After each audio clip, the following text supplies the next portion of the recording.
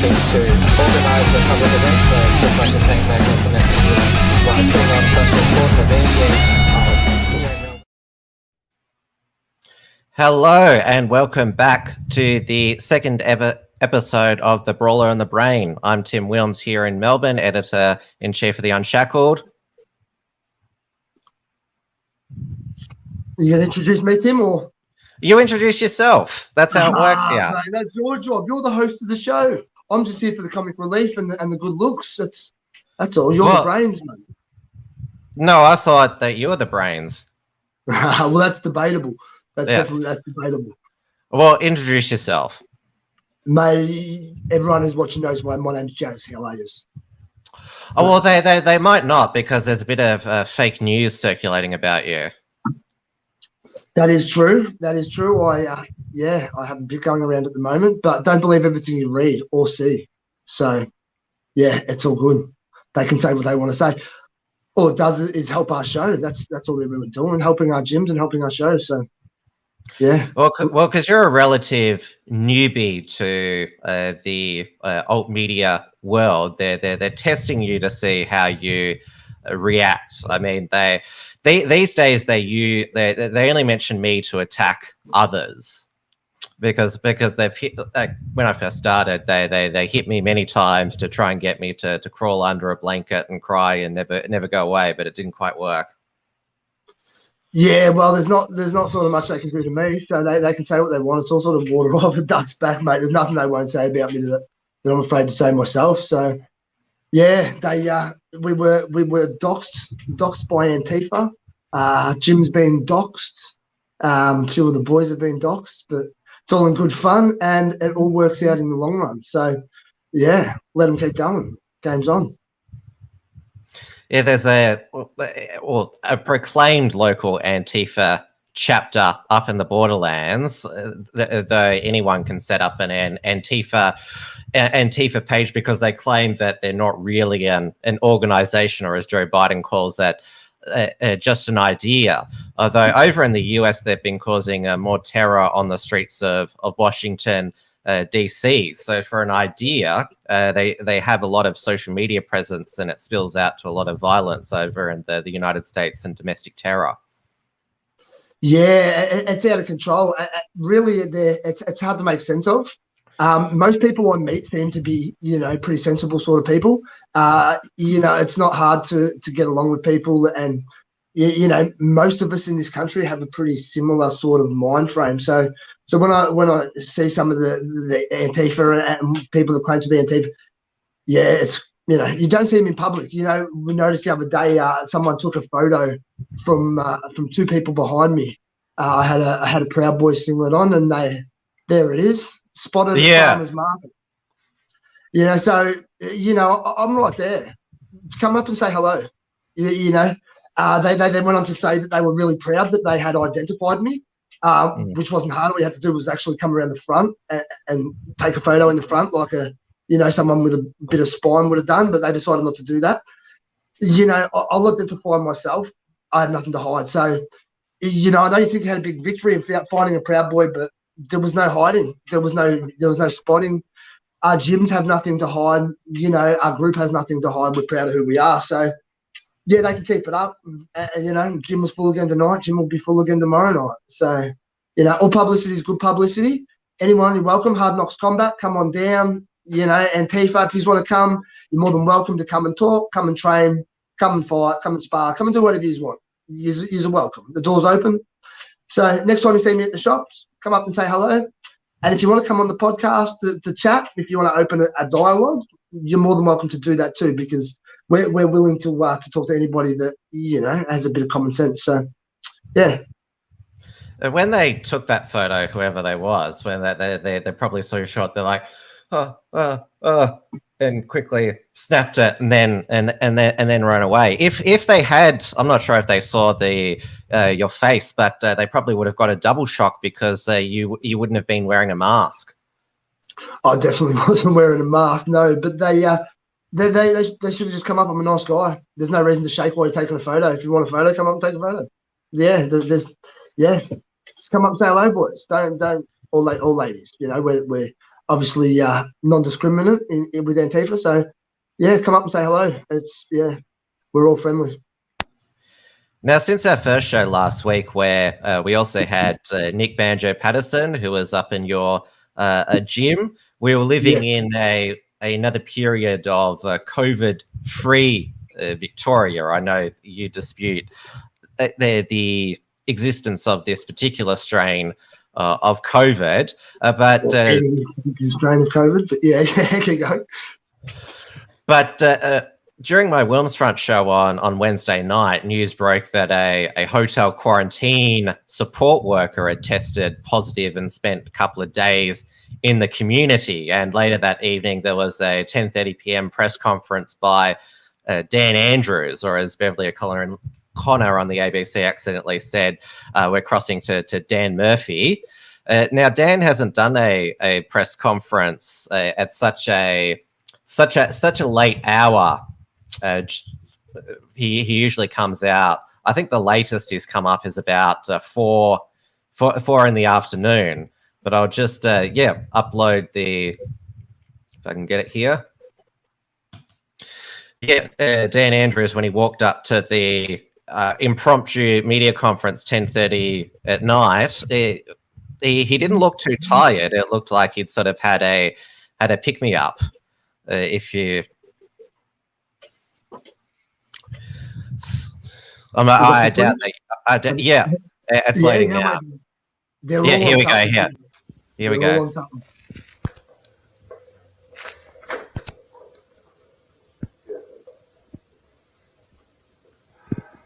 go.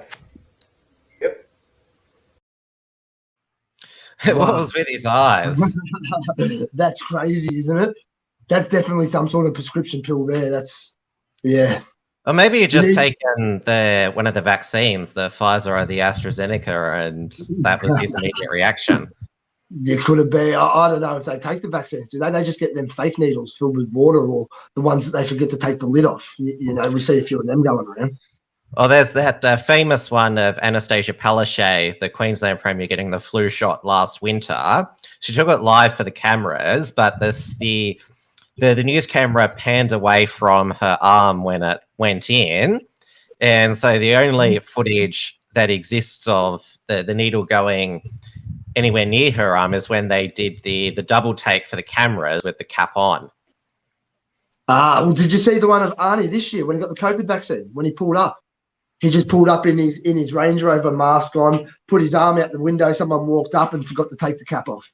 Gave him a quick jab. He gave a quick wave and drove away. Like, it's fucking ridiculous. Anastasia Palaszczuk, she said afterwards, "Oh, that's it, over before it even began." And then she gets up and does a media conference with the health minister.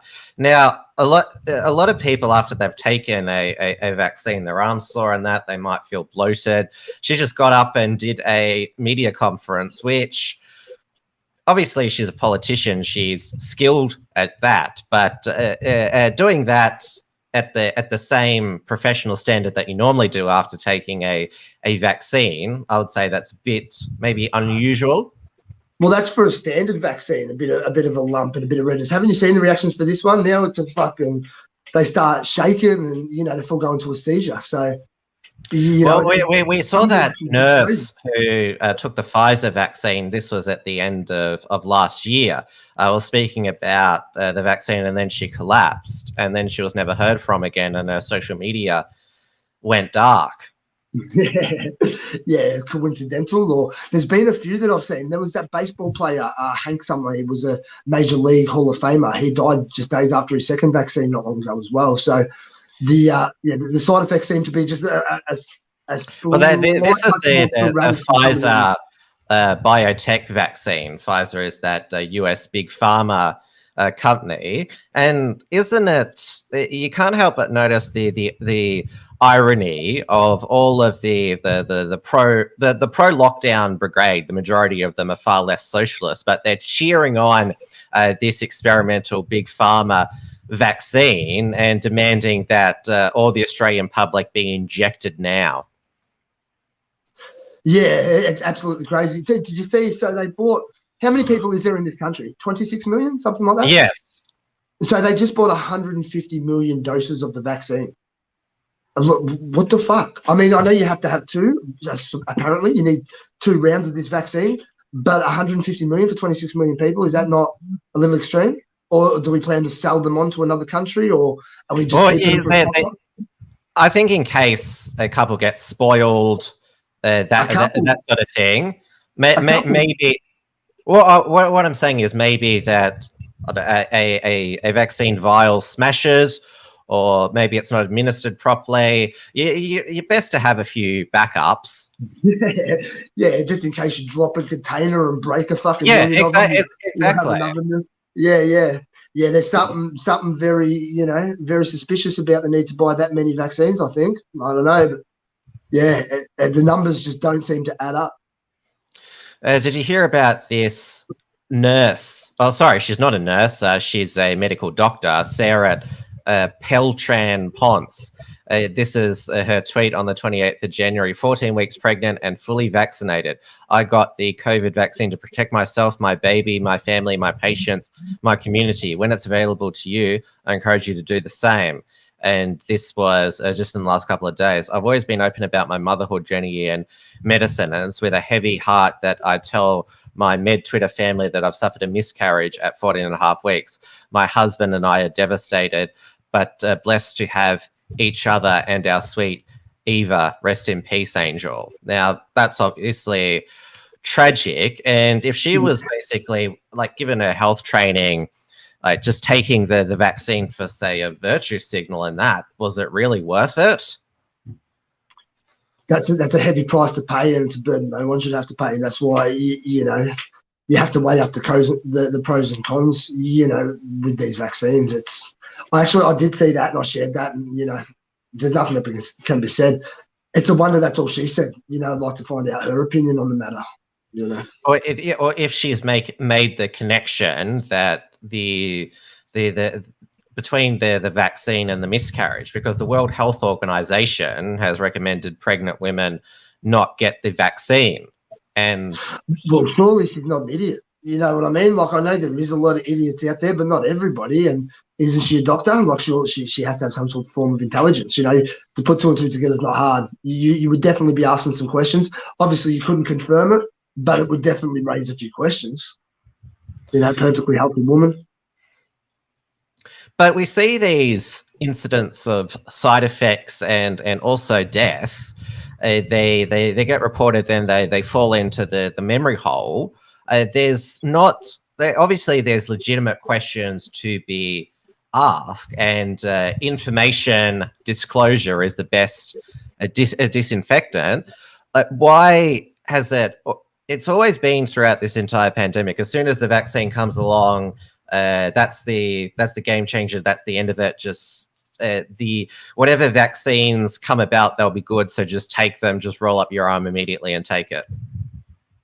Yeah, that's what they're trying to push us. But anyone who does is a fucking idiot if they don't look twice. No offense, but 1 million people a week or something they're doing in America at the moment. Like, how many people are lining up for this vaccine? It's absolutely crazy. Have you seen the ingredients that they've put in there, that they've openly put in there?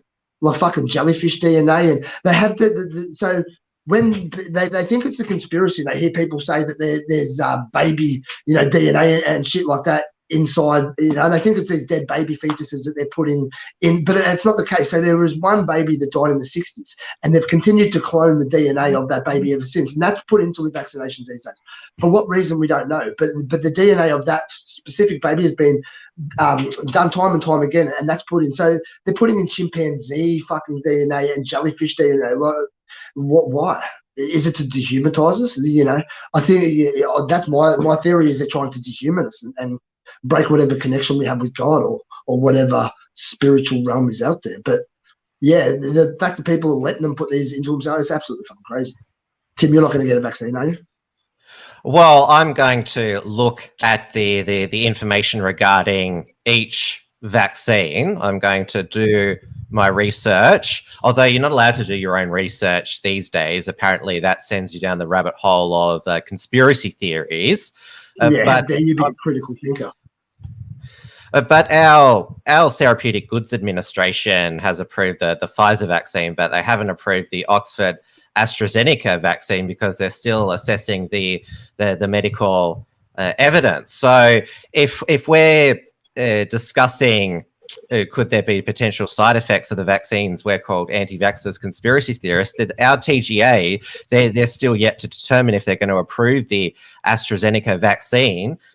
By definition, does that make our TGA anti-vaxxer conspiracy theorists because they just haven't said, yep, COVID vaccine immediately approved? So if they're going to offer more than one different strain of vaccine, and we just bought 150 million fucking strains, does that mean we're going to buy more? Once they approve more companies, we're going to buy more vaccines. Yeah, it's called diversing your vaccine portfolio because they're all different. The Pfizer vaccine, that's the mRNA vaccine. That's the one 150 million is not enough for them. We need. Wow, that's yeah. I didn't realize that. I thought the 150 was enough, but yeah. You'll recall that last year, Australia was attempting to develop its own vaccine with the University of Queensland. Do you recall how that worked out? Not great, I assume. I'll play the news footage. University of Queensland's potential coronavirus vaccine with CSL has been abandoned after trial participants returned false positive HIV test results. This was one of 4 vaccines which the Morrison government had entered into a deal with and is a blow to Australia's potential pool of vaccine options. Let's go live to Canberra now for some reaction with Tom Connell. Tom, good morning to you. It's a significant development. It is. So this is reported this morning from Rob Harris in Nine newspapers. This deal has been abruptly terminated. The timeline was this. On Monday, CSL working with UQ found this issue. They informed the government. By Thursday, National Cabinet had abandoned the use of the vaccine. There were 200 trial participants in this vaccine. Several of them have returned false positives. That's important to stress, false positives for HIV. And sources, according to this story, are saying these people are not actually at risk. So how has this happened? Well, this vaccine actually uses a small component derived from HIV. So it's able to, it's used in the vaccine. It's not able to infect people nor replicate in the body. What it is able to do is start a response within the body that can actually interfere the screening process. And so that means return a false positive. We don't know how long the false positive, so this was always warned about. So no risk, and it was always a possibility. Why this decision? Well, this appears to be out of an abundance of caution. We know the importance of having confidence in vaccines. We know the risk of misinformation in these campaigns. And it appears for that reason, we'll hear more from the government, of course, later on today, but it appears for that reason it has been scrapped completely. So it's about public confidence in other vaccines. This decision, of course, would have been influenced by. This decision was, well, perhaps hinted at yesterday afternoon by the Prime Minister, Scott Morrison, in a radio interview. Just getting updates all the time on this. You know, we have got 4 that we've. Yep, so there you go. They put a HIV protein clamp in this now abandoned vaccine, and this was planned obviously from the beginning, and they knew that it was a possibility that it could produce false HIV positives. I wonder if the volunteers were told that beforehand. Like, I think they were that they could have a false positive for HIV. And they still went through with it. As you saw in that report, they pulled the vaccine at abundance of caution because they wanted confidence in the vaccine process, and people aren't going to take a coronavirus vaccine if they might test positive to HIV, albeit it's a false negative. But the COVID vaccine fetishists, if this had hypothetically been approved, they still would have gladly taken it and thought it was no big deal. Yeah, it might produce a positive HIV test. Just the fact that people will gladly test it is enough to prove that they'll take it. You know, if you can convince anyone to put something in that may give you a fake, how do you sell that? That's a hard sell, man.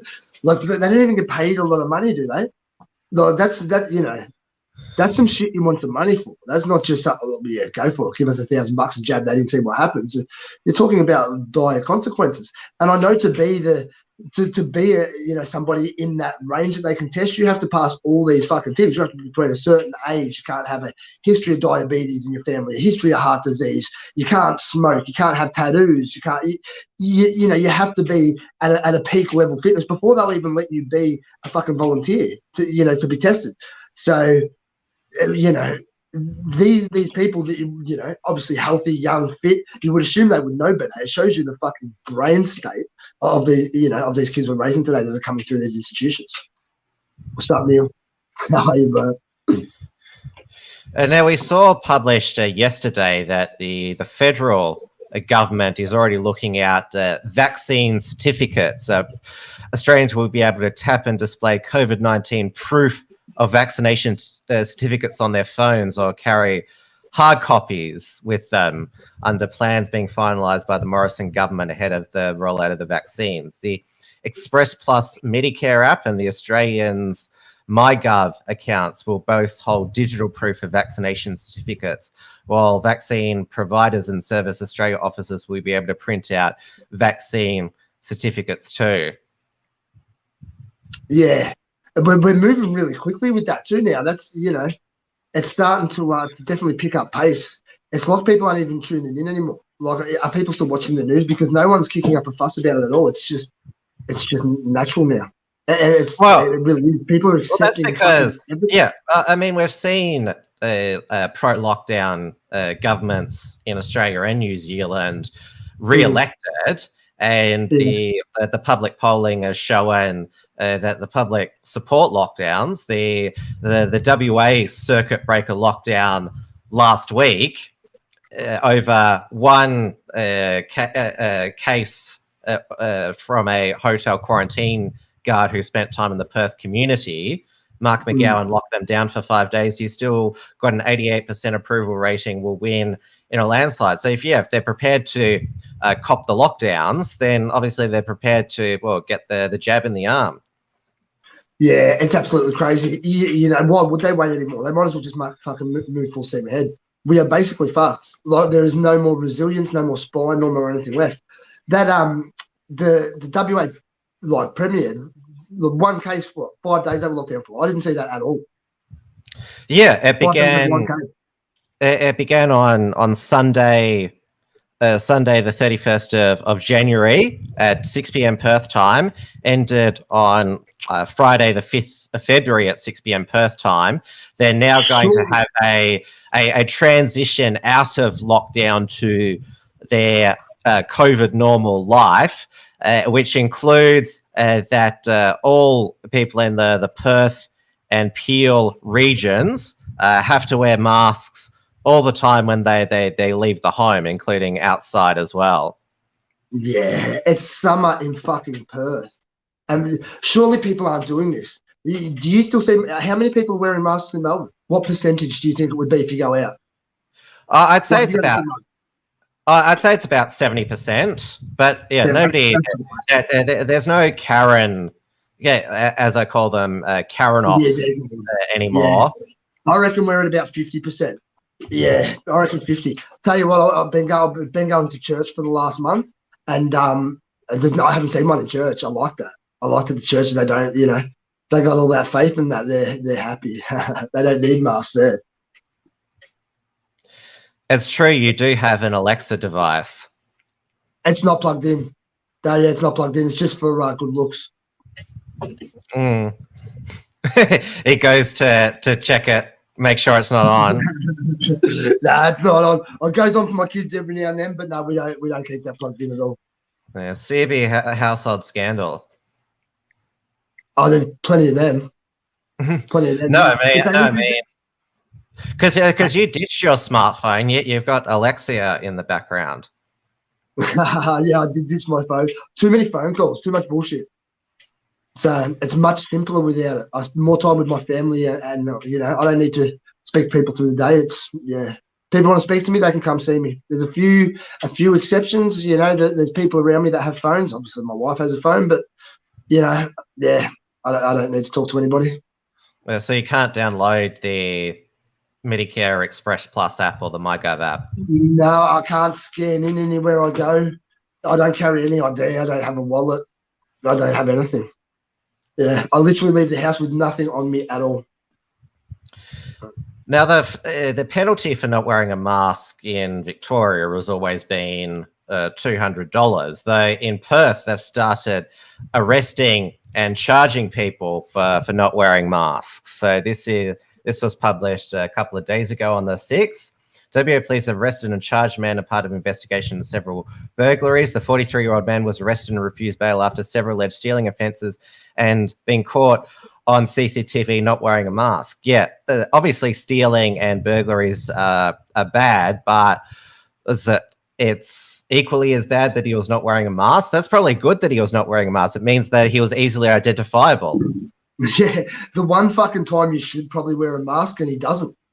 Yeah, not a real smart crook. A man evaded a vehicle control point in Yanchep on February 4, narrowly missing officers after providing false details to police. His vehicle was found the next day burned out with a man residing in a motel in Riverdale with methamphetamine and weapons. He received numerous charges and refused bail and expected to appear in a Perth magistrate's court.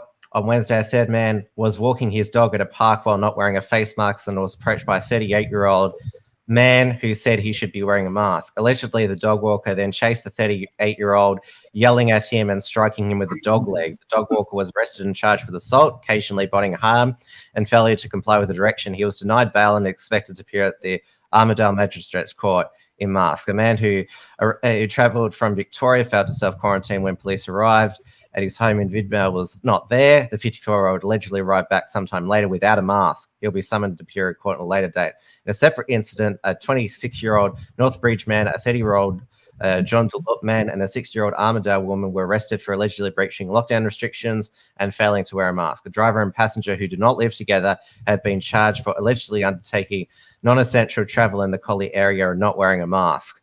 The driver was allegedly spoken to police on a separate instance for not wearing a mask and now has been charged with failure to comply with the direction. He is expected to appear at the Collie Magistrates Court on February 18th. So there you go. Like, obviously, these some of these people have committed other more serious offences, but the fact that they're charging people and denying bail for not wearing a mask, that's a new level of crazy.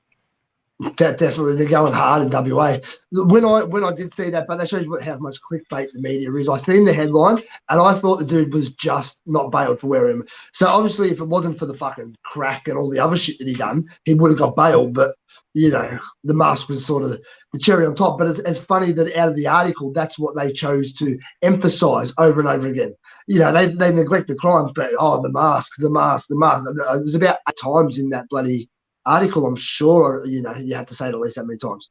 So they're taking away from the crimes that he's done, and they're emphasising the fact that, you know, there was no mask involved. That's, you know, like you said, if you wore a mask, you know. And this hotel quarantine security guard who was infectious while spending a couple of days in the community, they've infected 0 other people in the community. None of their close contacts, yet the Perth community is still forced to wear a mask everywhere when they leave the home. And Mark McGowan was asked, what about when you're at a pub, can you take your mask off to eat and drink? And he said, obviously common sense pervades these rules as well. Yeah, I've got to move that now. I can see it in the background. There we go. That's better. What do you think on camera? So it's common sense that you need to wear a mask in Perth in the open air, even if you're the only person within a 1 kilometre radius, and there's been no community cases for over a week now. There's no community cases anywhere. You know, but like it's summer, Tim. People are, it's ridiculous. Surely the people in Perth won't be walking around with masks. Like, surely. Oh, the news footage has seen showed pretty much all of the Perth residents in view wearing a mask when they're outside. It was the case in Melbourne during the second lockdown. People wearing masks while out for a stroll at the park. Yeah, the worst is the ones driving in the car. I don't know how long it goes on for. I don't think we ever go back to not wearing a mask. If they can convince us to wear it through summer, there's no way we're taking it off in winter. It should, you know, yeah. The wearing a mask should never be normalized. no, You it's know never about going away. the Maya Christmas windows in Melbourne, iconic. Yeah, of course, yeah. They had the they had the window with baby Jesus and all the shepherds around. They had them wearing masks.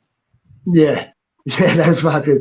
That's what we were talking about. Actually, me and Ace were talking about this yesterday. It's become normalised on music videos now. So you're still not seeing it on TV shows as such, but in all the music videos, you see, you know, they're all starting to normalise it. So you get all these bloody backup dancers dancing. You know, they'll have fucking, you know, G-string and a mask on. You know, or the rappers. You know, they have all these rappers and their mates are in the background with their fucking masks on, like.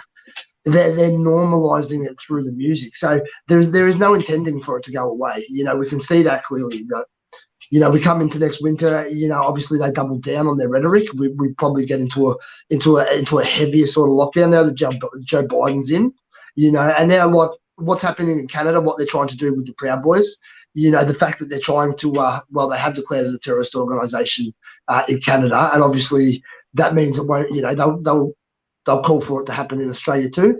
As most people know, you know, that's absolutely ridiculous. There is very few people in this country that give the Proud Boys a hard time.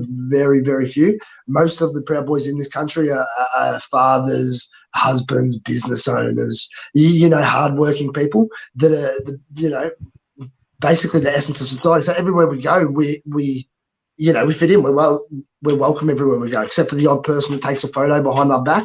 But that is far less common than, you know, most people support what we do. So how they're going to try to sell that, I don't know.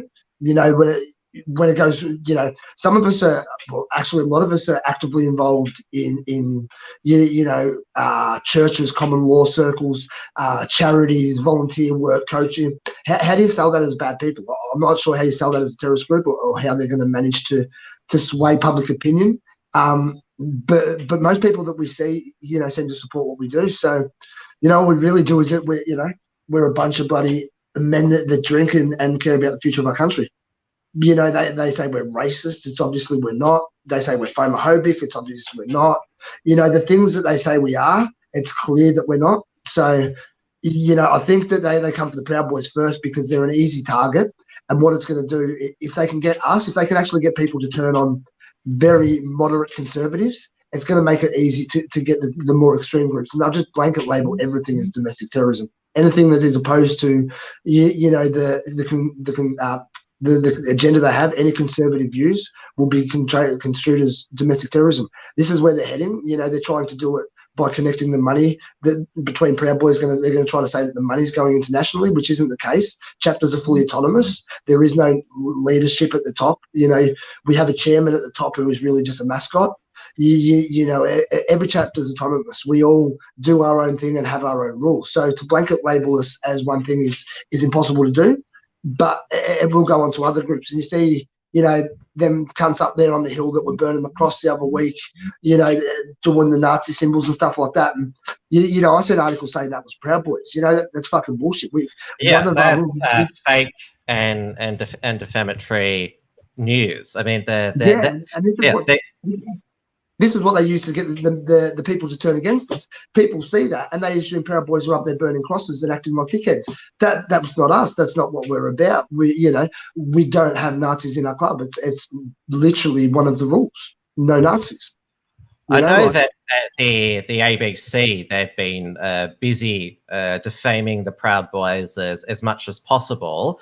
One of the ABC reporters, I believe it was, tried to ask Labor Senator and Shadow Home Affairs spokeswoman Christina Keneally, should Australia follow by listing the Proud Boys as a terrorist group? And Keneally didn't mention the Proud Boys. She just talked about, well, we need to list some right-wing extreme groups as terrorists, and then the ABC turned that into an article saying that Labor wants Australia to list is putting pressure on to list the Proud Boys as terrorists in Australia, and SBS was at it again today. And look who they used as an Australian Proud Boy there in that photo. Who's that?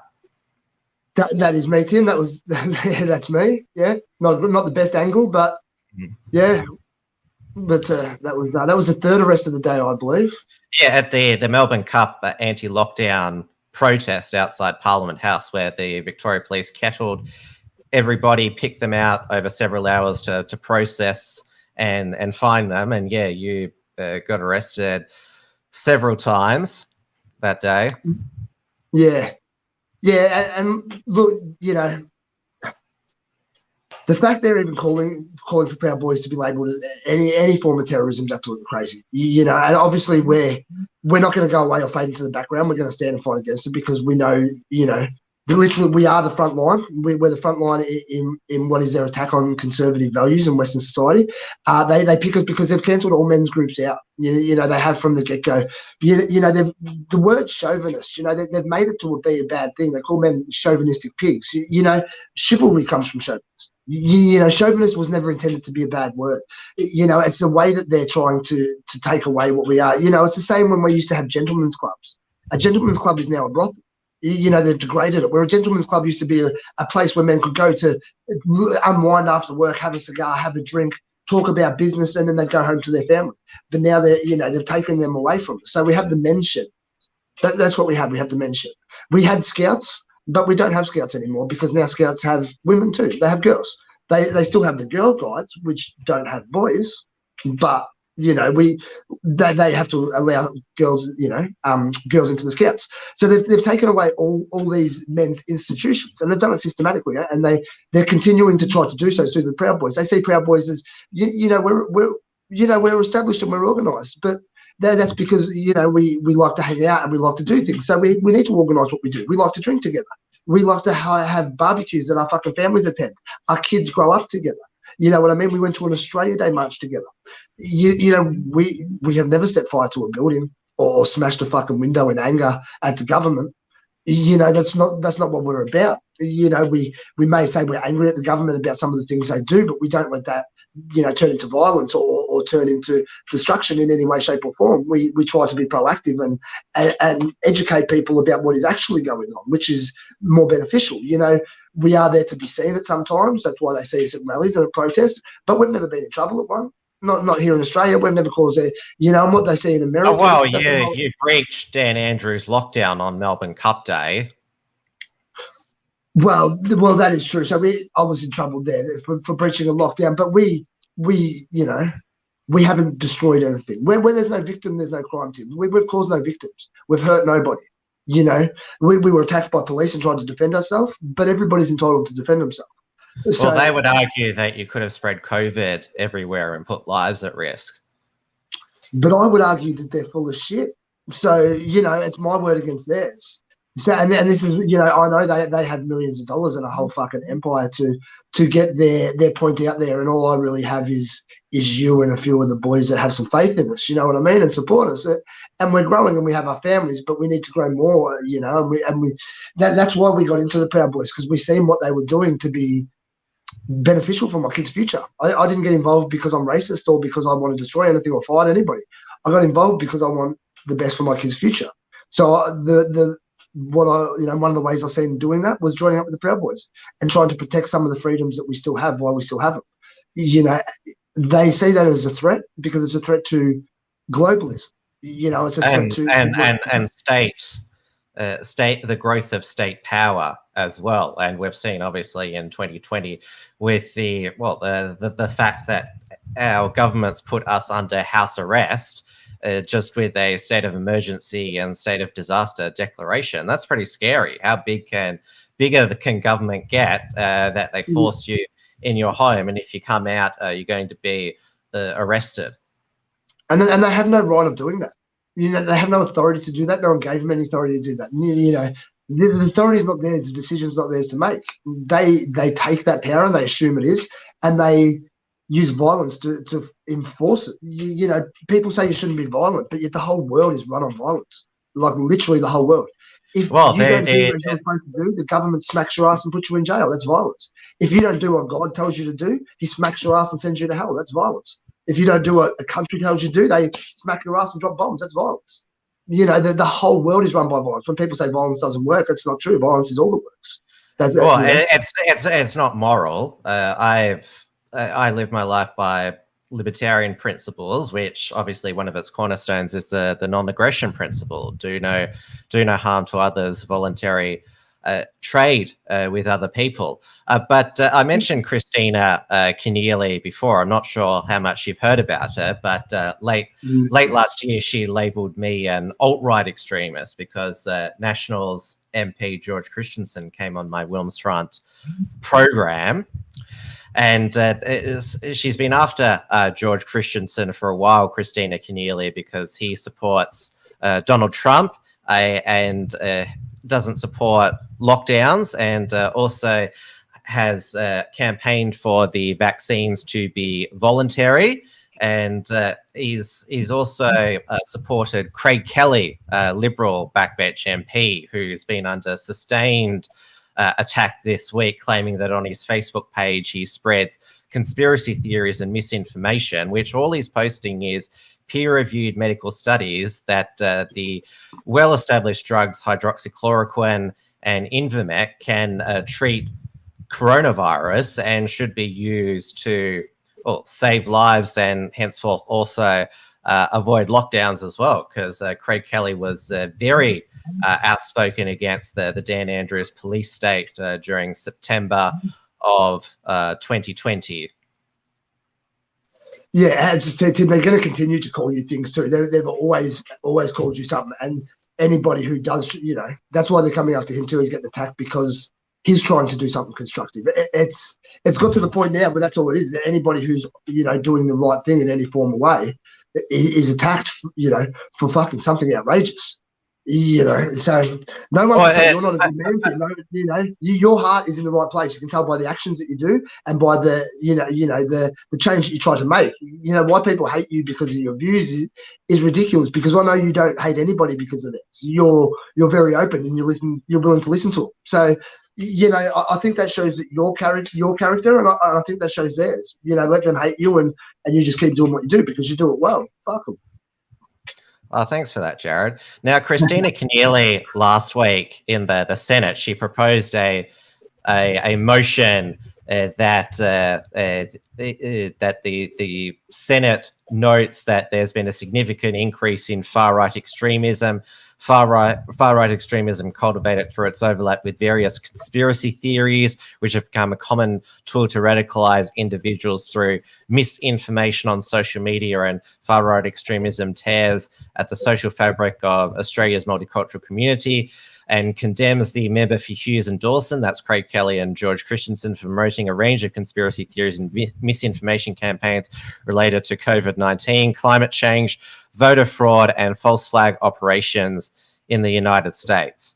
That the National Socialist Network, an Australian neo-Nazi organisation which caused fear amongst communities in the Grampians on both Australia Day and International Holocaust Remembrance Day, and other far-right extremist groups which seek to promote fascism and bigotry in our community, expresses its support for the many multicultural and First Nations Australians who are vilified by far-right extremists, and calls on the Prime Minister and Minister for Home Affairs to take action to combat the spread of far-right extremism within their parties and the broader communities. So that's what Christina Keneally proposed, the motion that the Senate adopt, but it didn't work out in her favour when the government amended it. So this is what the Morrison government amended it to. Australia is one of the most successful multicultural countries in the world. That's true. Far right and far left extremism is often cultivated through its overlap with various conspiracy theories, and read that as well. It condemns extremism in all its form, which tears apart the social fabric of Australia, particularly across our multicultural communities. And then goes down here. It condemns all other extremist groups which seek to promote fascism, communism, anarchism, violence, and bigotry in our community. So that was a important and I think a good amendment to that motion that communism is and anarchism are grave threats to the stability of Australia, and well, most of the fascism comes from the far left as well. I mean, they support a mixture of state and corporate power. They seem to love big tech and big government. They love Facebook censoring people. They love the big banks closing down people's bank accounts for all wrong think. They love big corporations firing wrong thinkers from their jobs. That's the very definition of fascism: big government and big corporations working together. Yeah, that's right, and that was a really good amendment, by the government. That actually turned out quite well. Yeah, and Christina Keneally, she was quite triggered. Yeah, well, it's not hard to trigger anyone, is it, these days? Doesn't, obviously a Proud Boy shirt's enough to trigger them. So when they don't get their own way, that must be fucking chaotic. There was some legit Nazi idiot in Melbourne this past week. I'm not sure if you saw it, but this guy wearing a Nazi swastika armband was spotted at the Moorabbin Wholesale's Farmers Fresh Market there. So there you can see him in there. I'm not sure what sort of person sort of has the nerve to like show up and do their, what is it, fruit shopping with a Nazi armband. Yeah, that's he doesn't look like the full £2, but does he?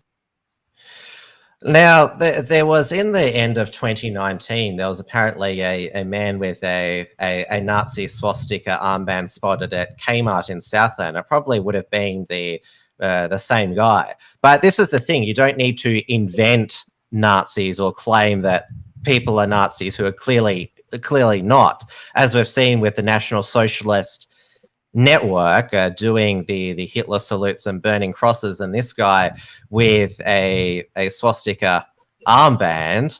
I mean, yeah, obviously, like, that they're legit Nazis, and well, they're displaying it. You don't need to invent them because. Yeah.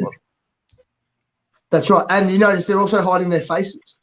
They're Nazis and they're hiding their faces. So.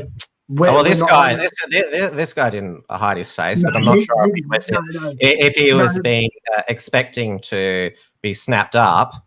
I don't think he knows what's going on. He probably thinks he's got a rainbow fucking band on his arm. That dude looks like he's not the full £2. But when you've got the Nazis up on the Grampians, they're hiding. They're just like Antifa. They're hiding their beliefs. You shouldn't be ashamed of your beliefs. If you have beliefs that you're ashamed of, change your fucking beliefs, man. You should be proud of what you believe in. If you can't stand there and put your face at the front of the fucking screen and say this is what I believe, then what are you doing? People need to figure out their shit. That's why with Antifa, that's why I implore them to come on. They can. They're not going to provide you with a platform or legitimize the platform that you have, because you'll use the platform to spread misinformation and conspiracy theories, hate and bigotry. Well, they would want this show and this channel terminated. That's what they'd want. Yeah. Well, that's a bit traumatic. Don't you think? Like that is fascism. Like you said, that is fascism. I don't want them terminated, and I don't want them to shut up. If they want to talk, they're welcome to talk. They want to post photos of the back of my head, they're welcome to post photos of the back of my head.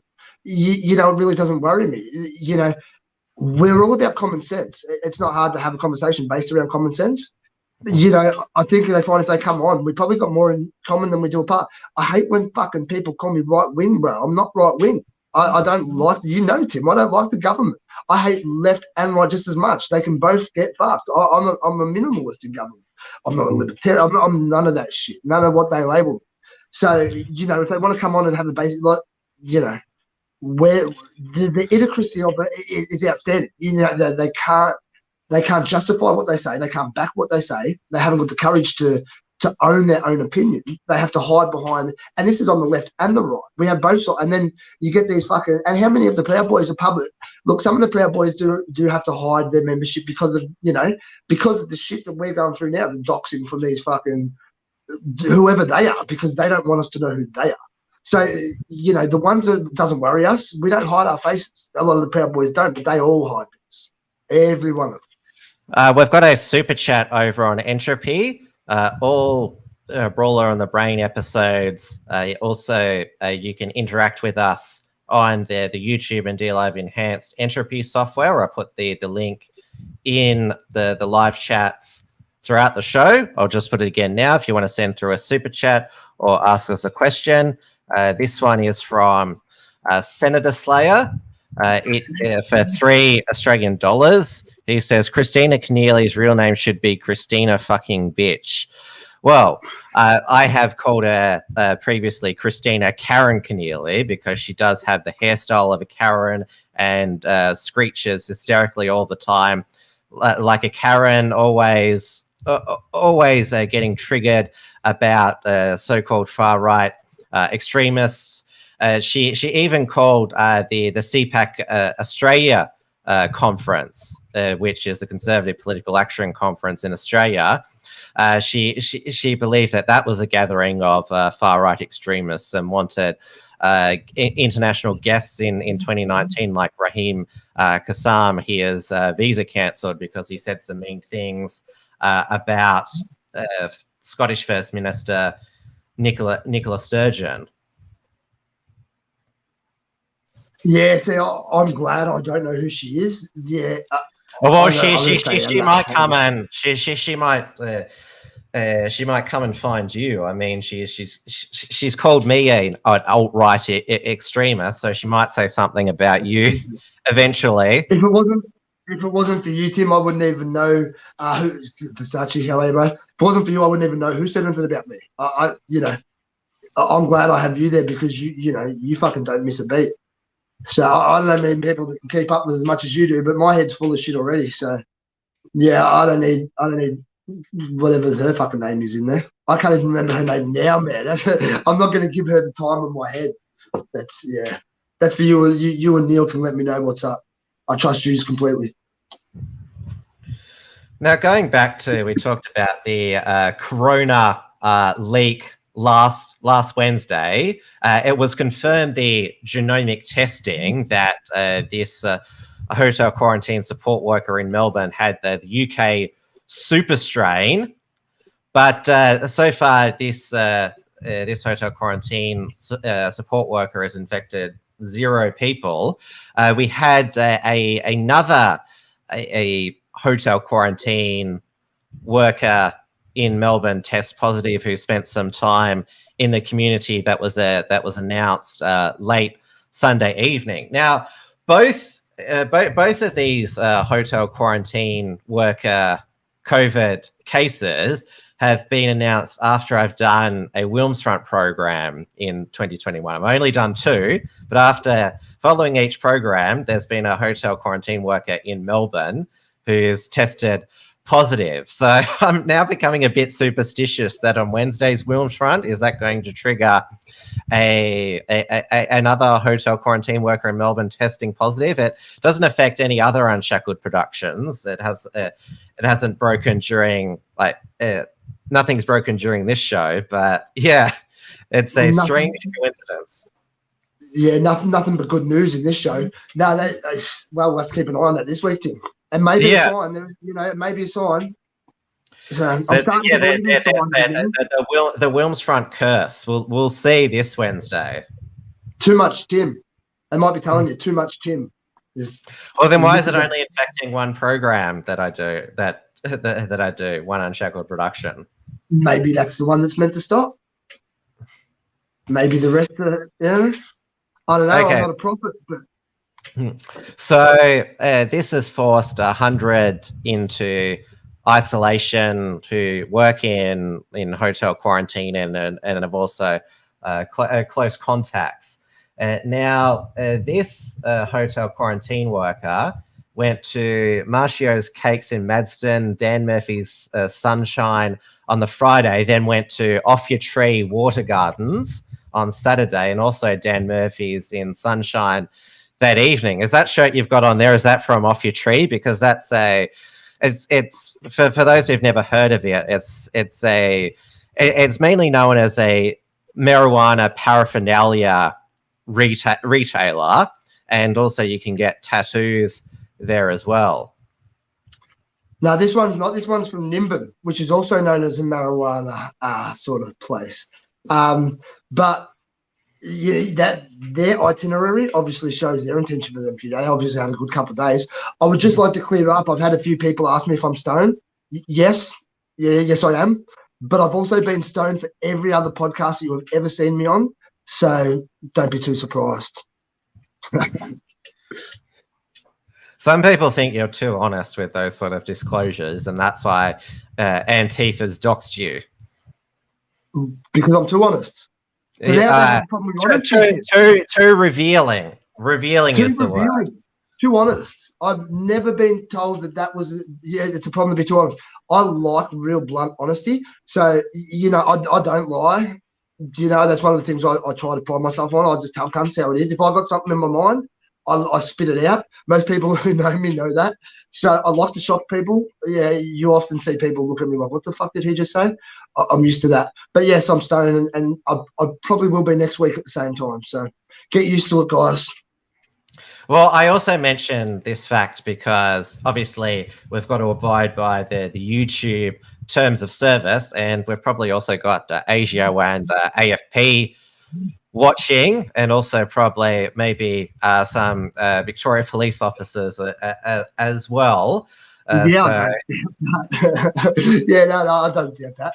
So, guys, if you are watching, please hurry up and legalise marijuana, because we all know that it's good for you. We all know that it can help with inflammation. There's medicinal uses out there. It is much better for you than alcohol or tobacco or anything like that. So, guys, I think you should hurry up and legalise it.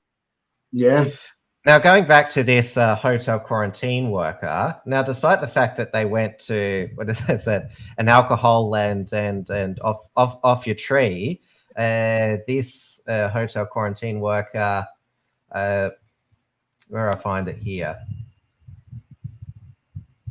Yes, they're responsible for issuing detention notices to people when they arrive from overseas, handling changes to detention orders and exits from the program. So they were an authorized officer under the COVID legislation, but people were saying on Twitter today that it looks like they sort of got the munchies in their few days off. So it's we don't know why.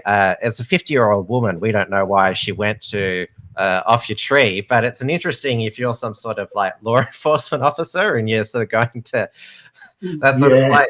Off your tree bottle shop. It's obviously and don't forget a cake store as well. Yeah, how can you forget the cake store? Yeah, no, she obviously had a good time. So, well, at least they were honest about, going back to your point, honest about where they'd been, because it's not something that people normally confess that they've been to off your tree. Yeah, no, obviously not. As you know, I would, but yeah, a lot of people definitely wouldn't. But honesty in that case is, that's intrusive honesty. She's feeling like she has to tell them. They demanded to know where she's been. And, well, you don't get. Dan Andrews has said you don't get into trouble if you tell the truth to contact tracers. Yeah, that's right. Yeah, it's only if you. Yeah, it's such. It's just crazy. It's oxymoronic everywhere we go. Because we saw how mad the South Australian Premier Stephen Marshall got with that pizza worker who claimed that he only got a pizza from that Woodville pizza bar and didn't tell them he was working there. He was obviously worried about his visa conditions, but blamed his decision to lock down South Australia for 3 days on his misinformation.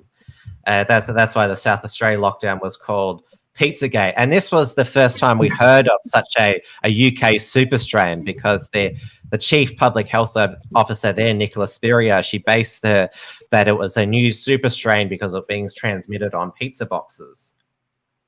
On pizza boxes? Yeah. Well, they're always going to find a new way to they have to find a way to keep it going. So they're always trying to come up with new, it's like a fucking Hollywood movie now. I wonder if they have people sitting around literally writing scripts on what is the next fucking, how can there's memes about that. hypothesizing that. Yeah, well, it has to be the case because where do we go next? Like, it's only getting fucking weirder and weirder. When we hit anal swabs, that's when all bets were off. Like, well, because they're unsure about when both of these infected hotel quarantine workers got the virus. The theory is that these super strains, it means there's such a viral load on the people in hotel quarantine that it just seeps through the hotels. That's why there's now this push to have returning travelers into remote hotel quarantine camps. Yeah, but I wonder. Yeah, it's exhausting. I wonder if because we've just had in Wollongong a person who was recently released from hotel quarantine in New South Wales on day 16 of their return, a test positive. So even after their 14 days and they tested negative, they then tested positive. I wonder if a way they're lubing us up for the anal swabs in Australia, saying, well, we'll be able to detect immediately if someone's got COVID if we're allowed to do the anal swabs as well. That's sort of what I'm sort of thinking. I didn't miss your pun there. They're lubing us up for that. Well, they follow the Chinese model of police state lockdowns and house arrest, and so we've seen this year China promote the anal swabs in more accuracy, and we're seeing that people who work in hotel quarantine aren't testing positive until several days later. Yeah, well, it's going to be a quicker way of finding out. Mm. Yeah. Tim's like, what was that? I don't think they sell crack pipes anymore, do they? I don't know. I think maybe I went into one like for the novelty of it when I just turned 18. So this person, I don't know if they are what they used to be. I haven't been one for years. It used to be all about pipe. I think now, like you said, aren't they more like tattoo shops and for fucking trendy kids now? Like for them fucking little essay cunts with the tight jeans.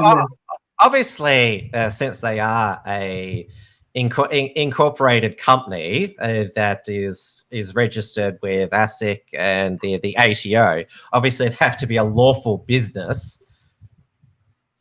Well, yeah. Well, I know for a fact they used to sell that that synthetic cannabis. Remember that synthetic cannabis that was getting around? They also made that illegal as well. They did, but they still sold it off your tree. I know for a fact, Tim, firsthand. That stuff was crazy. Like, I tried it a couple of times. Do not recommend it to anybody. Very unhealthy, but fucking strong. But they used to sell it at all the sex shops and off your trees and tobacconists and all that sort of stuff. Fuck that, they were making some money off that. What was that? You mentioned that. You reminded me there was another retail outlet that it had an adult section as well. What was it called again? What is it? Fun and Things or something? I can't remember. But yeah, it had it was in like shopping centers like Southland and Chadstone. They sold like say $2 shop gifts, and then they had like an adult section of like little toys and shit. I know, but they have them at like just normal tobacconists these days. Like you walk past a tobacco station and they have all this fucking shit sitting at kid height. Like most of the time at tobacconists, the people coming in are over 18. Yeah, but they have it in the window, like it's clear because and a lot of them, I don't know if it's a lot of shopping centers, they seem to be on corners where they're open. They might have it open with a thing in the middle, so you can see right through them.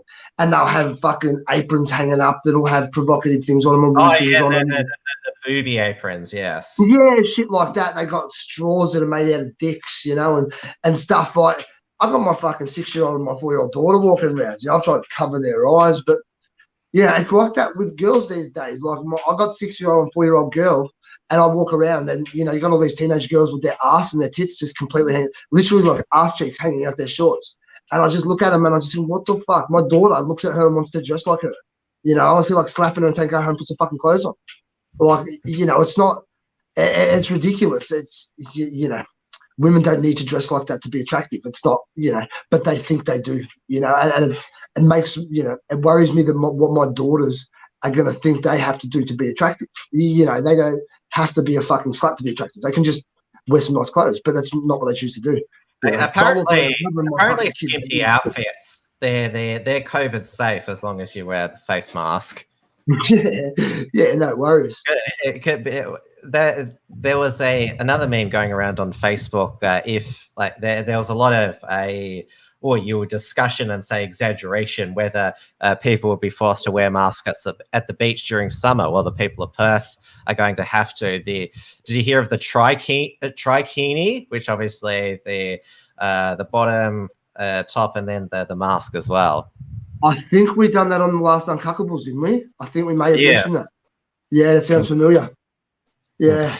Versace Cowboy asked, do you have to wear a face mask at a brothel? Well, under the current restrictions, because when we had the one local case last Wednesday, Dan Andrews reintroduced what he called the Black Rock Cluster rules, which is masks in all indoor settings, which includes brothels, strip clubs, and gay bathhouses.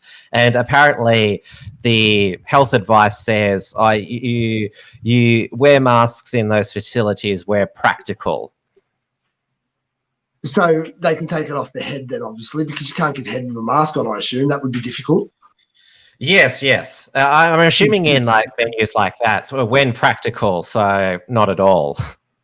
Yeah, well, apparently the what is it, COVID or not COVID, mask or something was supposed to be trending on Pornhub, coronavirus or something like that. I think it's a fetish now. So who knows? I think when people go to brothels, they're paying for something they're not getting at home. So they might have a whole thing of masks and gloves. The new normal. Yeah. Now, I just want to go back to this question from, how do you pronounce this name? Uali Septa. Tim, what do you think about cannabis? Have you smoked or ingested it before? Yeah, I have smoked it many years ago, and it's definitely not for me. But I am a libertarian, so obviously I support legalized drugs, because obviously the war on drugs has been a complete failure. Caused immense amount of damage to communities, lives destroyed. So I think we need to be, as a society, mature enough to admit that, and we're slowly getting there. Certainly the US is there, basically with, what is that, the state of origin now. Oregon now is legalized, was it magic mushrooms and other substances and that. And the state of Oregon, that's home to this city of Portland, which is where Antifa was born. And I wonder sort of if, say, because they're so violent, these Portland Antifa, the Rose City Antifa, that I wonder if legalizing drugs in Oregon, maybe it's like a 4D chess move to just basically sedate Antifa, so they'll be too off on drugs to commit acts of violence in the streets of Portland. Yeah, whatever drugs they're on, they're not on acid or marijuana. If they were on acid or marijuana, they'd probably, level down, have a reasonable. So that's like some crack or some shit like that. They're on the substance of communism, which obviously leads to such violence like that. And what leads to violence is antidepressants and antipsychotics too. That leads to our violent outbursts. I think a lot of them are medicated. You know what they're like? They're all fucking. It's part of this victim culture. Nowadays it's cool to be a victim. When we were kids, it was cool to be a man.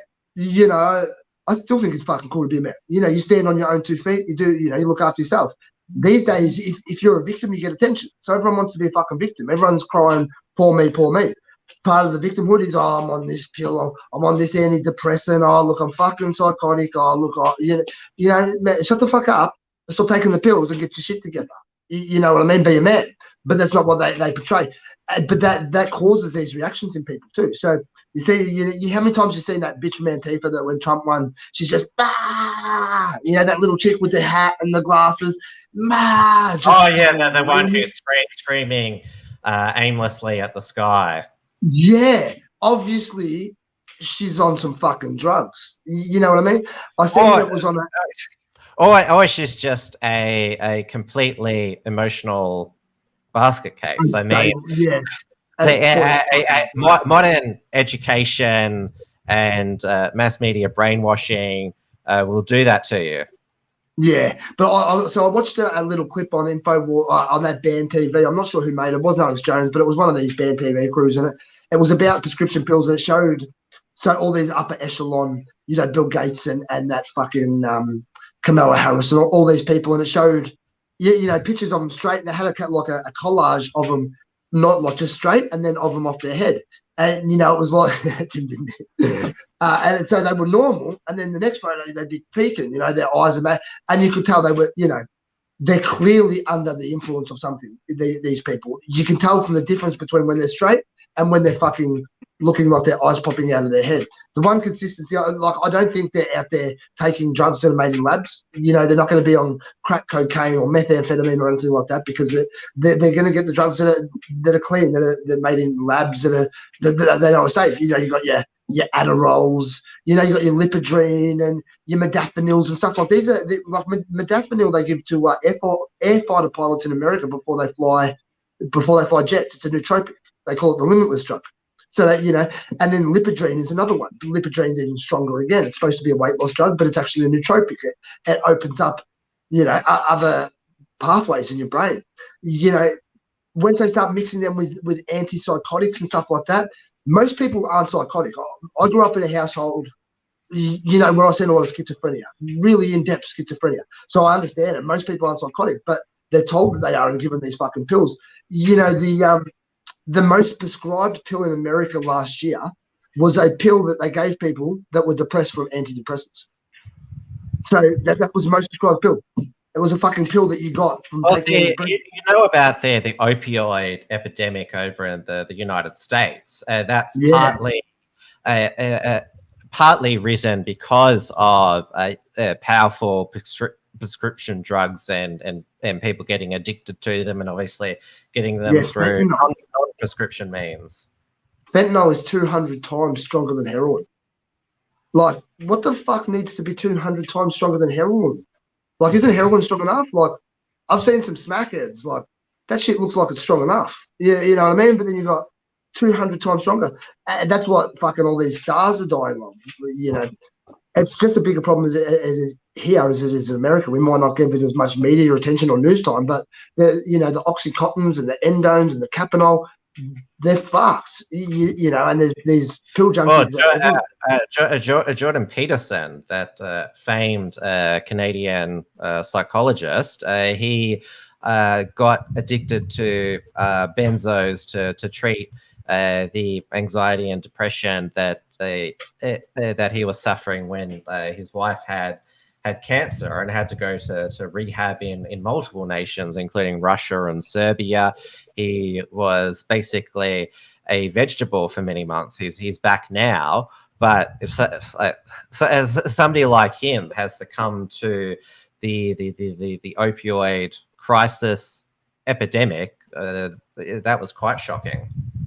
Yeah, and look, it's one of them things. If they're gonna give us all these pills no matter what. People need to get off them and get their fucking diet right. That's what it comes down to, is people's diets and things like that. These fucking everybody, this victim attitude, and the doctors that we go see know nothing about diet and nutrition. The first thing, like, they literally learn less than 20% of their time is on diet or nutrition when they're at doctors, because all they learn how to do is give you pills. So that's what they're going to do, is they're going to give you pills. The fact that we take them, they're giving them to kids and claiming that they're fucking ADHD when they're boys. They're just boys. I train these kids. I know these kids. They come in, they're fine in the fucking gym. They have no, like, they go to school and they flip out. The teachers tell them, look, these kids need to be medicated. They come to gym and they're fine because we tell them to fucking, like, I'm not easy on the kids in my gym. You know what I mean? I'm a father. I'm loud. I'm gruff. I don't let the kids fuck up. They don't fuck up. All they need is a stern word. A lot of them come from broken homes and stuff like that, so they haven't got a male role model in their life, and they substitute me and the other boys as a male role model in their life. So when we tell them to pull their fucking head in, they pull their head in. you know, and that's all they need. You know, they don't need pills. They need a smack on their ass. Most of the adults are the same. They don't need pills. They need a smack on their ass. You know, it's just fucking... not a literal smack on the ass, but a metaphorical one. No, like a literal smack on the ass, man. I know you're not a believer of violence, but some of them just need a slap to wake up. I'm not like, I don't like hurting anyone. Well, because smacking can get parents and also educators into trouble these days. So again, educators can't smack. Obviously, as a coach, you know, I can smack because I can put the gloves on and tell them we're sparring. You know, spare the rod, spoil the child. Kids need discipline. Adults need discipline too. It's as simple as it is. You don't hit a man till you're 30. I don't believe. I believe most men these days are shit between the age until they hit 30. Till you hit 30, you don't know what the fuck's going on. I didn't know what was going on until I hit 30. You know, I thought I was a man. I thought I knew shit, but I didn't, you know. I remember my grandfather told me that when I was young. I was about 24, and he said, "You're not a man till you're 30." I'm 34 now, and I finally believe him. You know, I knew what was going on when I was 21. Now, we just saw an image of you. Yeah, you being arrested by Victoria Police at the anti-lockdown protest on Melbourne Cup Day. In this segment of the show, we're going to put a community service announcement on. We're going to hear from Victoria's Chief Commissioner, Shane Patton. Hello, everyone. Victoria Police is embarking on a major program to reform how we deliver policing services so that we can meet current and future community safety priorities and continue to keep Victorians safe. I invite you to be part of this exciting work by way of a public survey that's been launched today. We're keen to hear from as many Victorians as possible. We want to know your views on what police should do and how we can best serve the community so that we remain a police force you can trust and rely on well into the future. Over our 168-year history, Victoria Police has continuously evolved to ensure our policing services keep pace with the needs and expectations of the Victorian community. It's time we consider what our next stage of modernisation looks like. I hope you will complete our survey, and I look forward to reading your feedback. Thank you.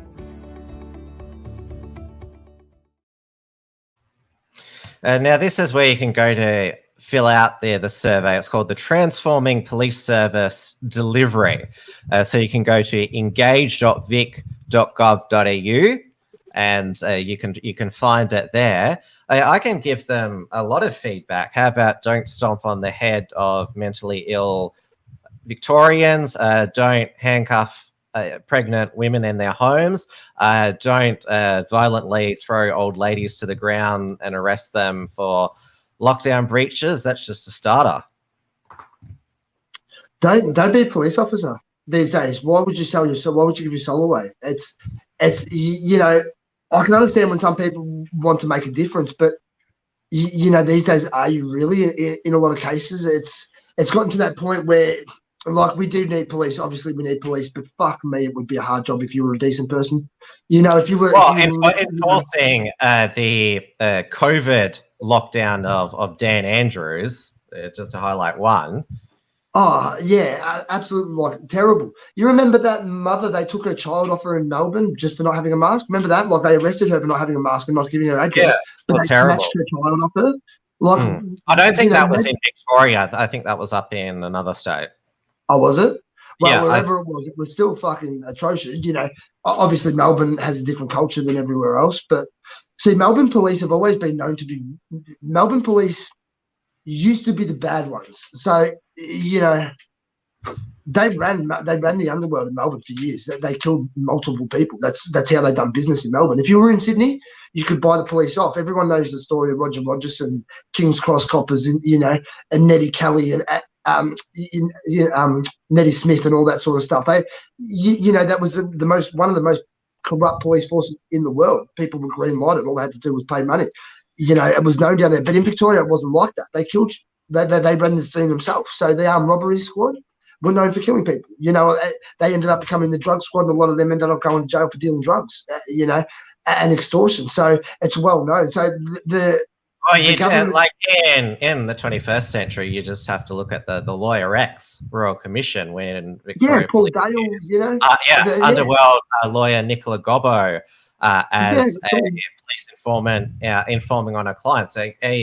One of the worst breaches of our legal system and lawyer ethics you could ever imagine. Yeah, 100%. And you know, so all the people that she was representing, they were buying all their drugs off the police anyway. All the precursor drugs were coming through the police. It's the same way the drugs get into the jail. How the fuck do you think the drugs get into jail? They walked in. They walked straight in the front door. That's how it's done. You know, it's the way it's always been in Melbourne. So in Victoria, they have this, well, Victoria, I should say, they have this culture in the police force of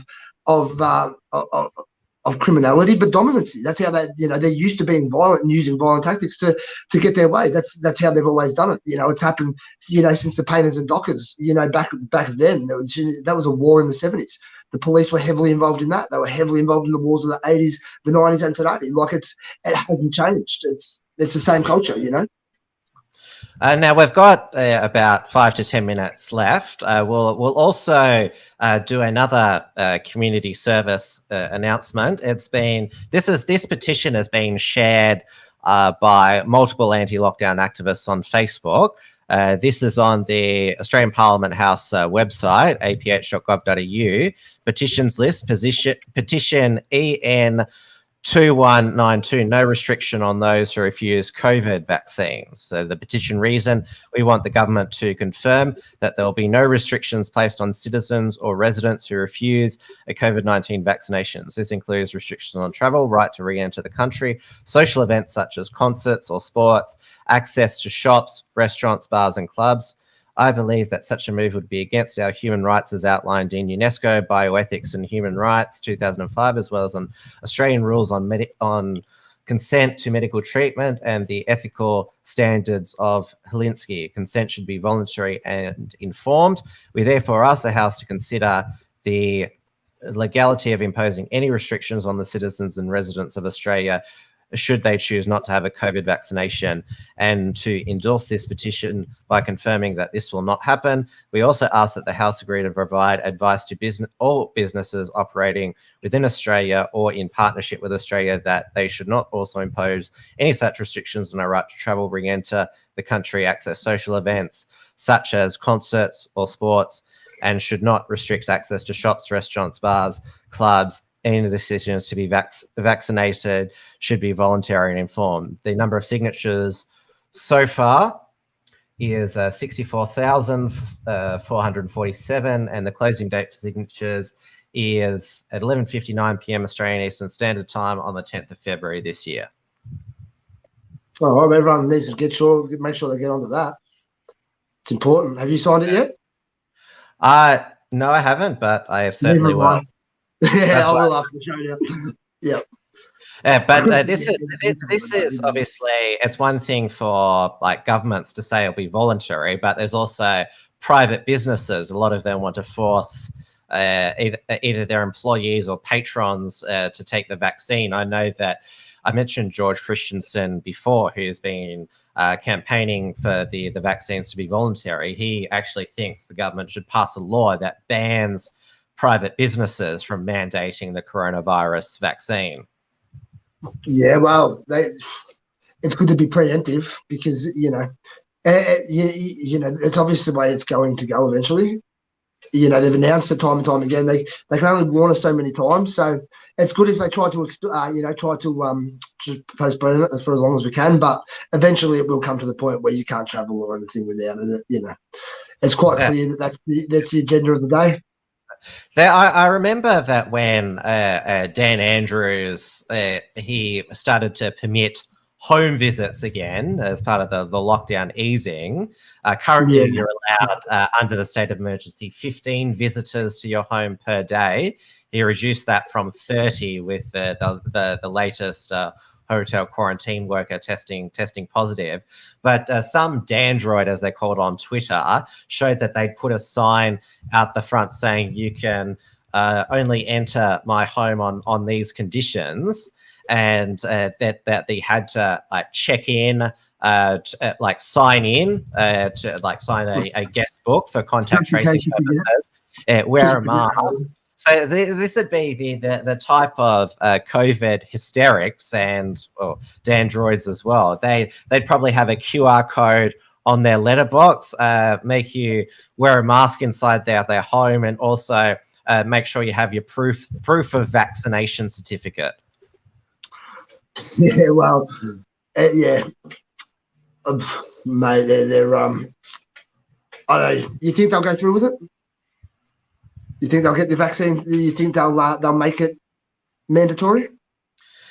Well, Scott Morrison, when he was first spoke about the vaccine deal that the government had done with Oxford AstraZeneca, the Oxford AstraZeneca, even though it hasn't been approved here in Australia yet, they've already made like millions of doses out at the CSL Pharmaceuticals plant in Broadmeadows in Melbourne. Scott Morrison back then said, we'd like it to be as mandatory as possible. So still voluntary, but mandatory as possible. He later walked back and said it'll be free and voluntary. But you got to take somebody at their like initial thoughts. Yeah. Well, that shows his intentions, doesn't it? Like, okay, like again, they're making more vaccines here. We just bought 150 million of the motherfuckers, man. Like, what are they doing? Well, they're just going to start spraying it out of airplanes. Like, chemtrails will just become. We played last week on the show the biosecurity arc, where it sprays the disinfectant on you. Yeah. Soon they'll just drop it out of airplanes. It's easy, or just inject our food with it. Like there's a lot of vaccines out there for not many people. Well, obviously we've got 2 vaccines, as I mentioned. The Pfizer one has been approved. That's the one which has had the most side effects around the world. The Oxford AstraZeneca one, that's the only one so far where there are signs that prevents transmission, because why would you take a vaccine for coronavirus if it doesn't stop you getting coronavirus? Wouldn't there first have to be signs of transmission, like legitimate signs of transmission? That's where I get confused. Like, I know we have a different theory on that, but I don't see any signs of transmission. So until because at the moment, the status quo with a lot of our Australian states, if there's a few cases, a major outbreak, lockdowns, masks everywhere. So you'd still test positive for coronavirus, even though you've taken the vaccine. It just reduces your symptoms. So it actually doesn't solve the transmission issue if the vaccine doesn't prevent transmission. Yeah. Well, and how many of the tests are fake? So how many times are you going to test anyway? How many people go? Well, that's why people actually getting tested time and time again. Like, how many people have been multiple times? Well, these hotel quarantine workers, they're getting tested every day that they're on duty. The problem is now that they're not getting tested while they're off duty. But as we're seeing, they can test negative so many days and then all of a sudden test positive. Man, they can probably test negative, run around the block, get a bit of a sweat on it, and test positive. All sorts of things. That's why we need the anal swabs. That's going to be that's going to be the magic swab that's going to make these tests 100% accurate all the time. Yeah. Well, we'll see. Yeah, I don't have much hope, but if people start getting the anal swabs, that's it. I'm done, man. I'm done. Like, I'm leaving society. If people actually line up for anal swabs, what's the point of trying to help anybody anymore? If you get anal swabs, you're fucked, man. Like, you deserve to die. Like, let the globalists have them. You know what I mean? They can have them. If you want to kill 80% of the world, kill the 80% and let your anal swab them, okay? I'm fine with that. Fuck.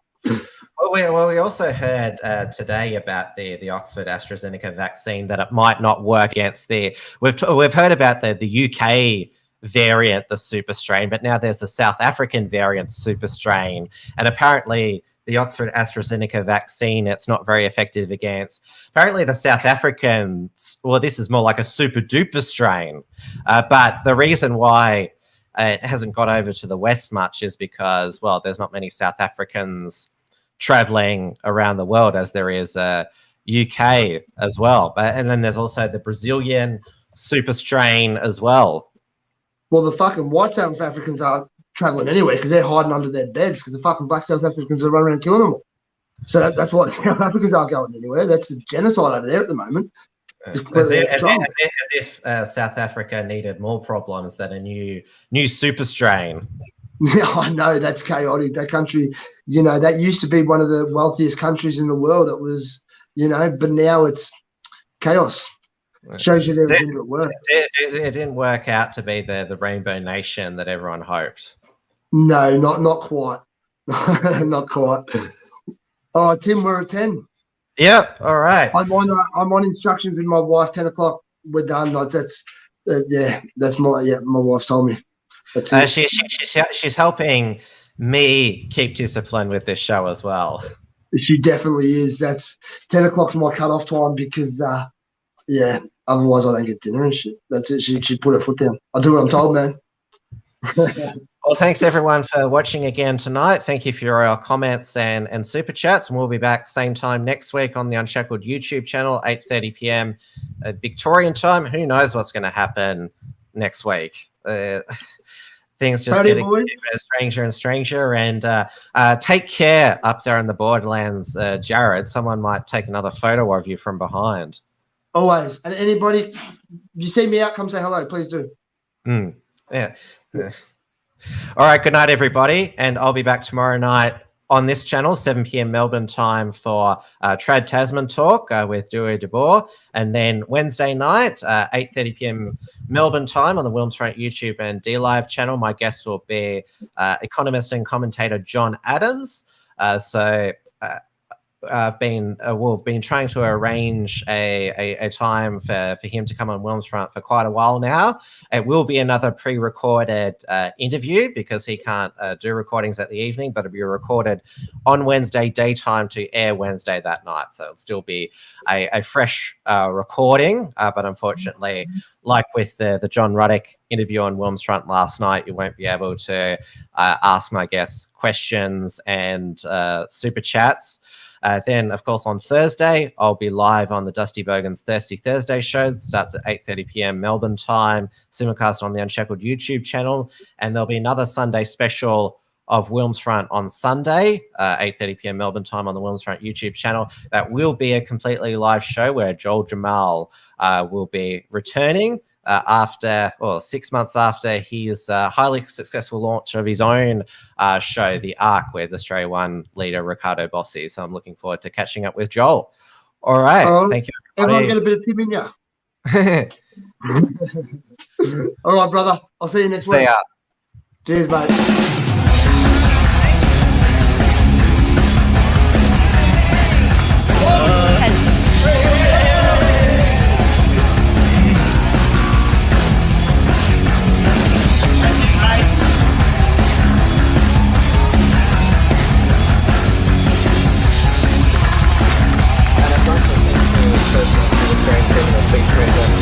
Organising this rally and inviting me to speak. I know it's not an easy thing to organise a public event, so I'd just like to thank Magna for making this putting on such an important event.